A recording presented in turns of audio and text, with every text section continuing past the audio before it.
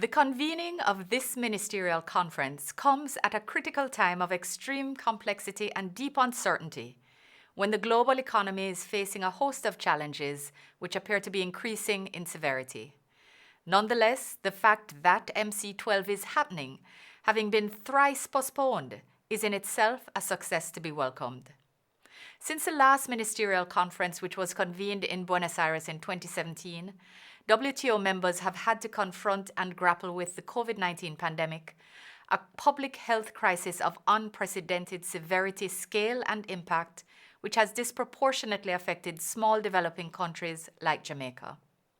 The war in Ukraine presents an additional layer of complications, producing alarming cascading effects to a world economy already scarred by the pandemic and pernicious climate change.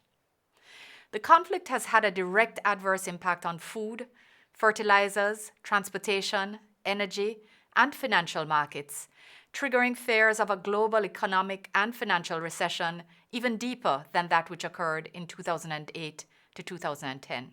As with many countries, the pandemic had a significant impact on Jamaica's macro and socioeconomic environment, resulting in an unparalleled health crisis and a historic economic contraction. Jamaica was negatively affected by the pandemic, including through a decline in economic activity, a decline in real GDP by 9.9% in 2020, the largest ever recorded, and which reversed the trend of economic growth, and a decline in output and productivity, with the greatest impact on the services sector, a decline of 10.9%, while the goods sector contracted by 4.5%. Jamaica's tourism sector was most affected given the sharp decline in visitor arrivals to the island.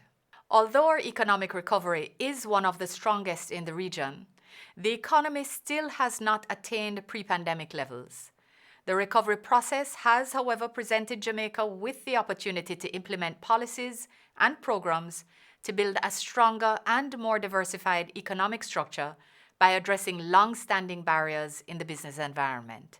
Jamaica supports the view that trade and the WTO have an important role to play in supporting efforts towards resilient recovery, building back a stronger and more inclusive global economy, and reviving progress towards the SDGs. Trade will continue to play an important role in contributing to poverty reduction while supporting economic recovery. Furthermore, the WTO can help keep markets open, predictable, and transparent, promote greater economic diversification, address food security, expand economic opportunities for women, and mitigate the disproportionate effects of the crises on women and MSMEs.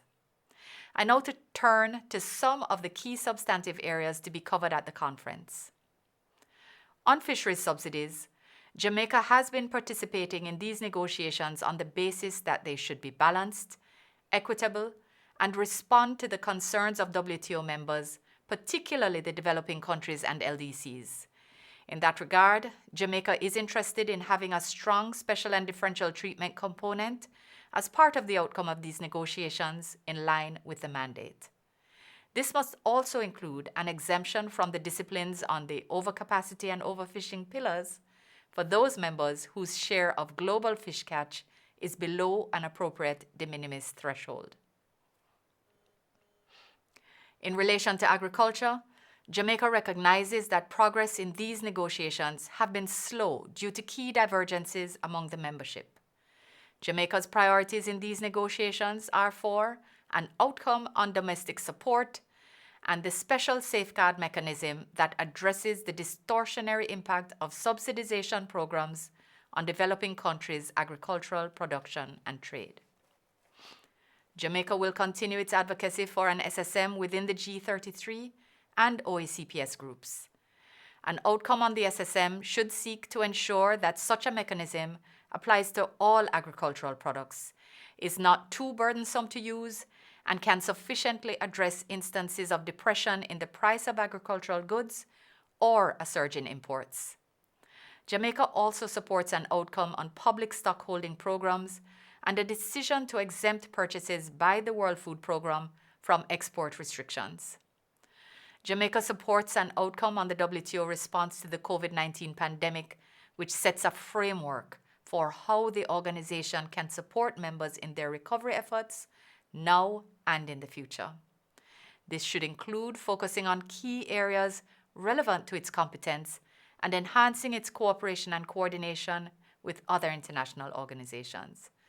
It must recognize that a new level of multilateral dialogue will be required to build resilience to future pandemics and disasters. On WTO reform, Jamaica can support the establishment of a mandate for a work program in this area, provided that the process is inclusive, clear, transparent, and development-oriented. Furthermore, it should not seek to diminish members' rights and obligations in the organization. In closing, Jamaica remains committed to the tenets of multilateralism as espoused by the WTO. We support a rules-based multilateral trading system that offers transparency, objectivity, and fairness. As a small developing country, multilateralism provides us protection and security as we navigate the wide and often tumultuous global landscape. We therefore welcome MC12 this year and are expectant that the conference will take this opportunity to reposition this organization to better support its members' integration into the global economy. I thank you.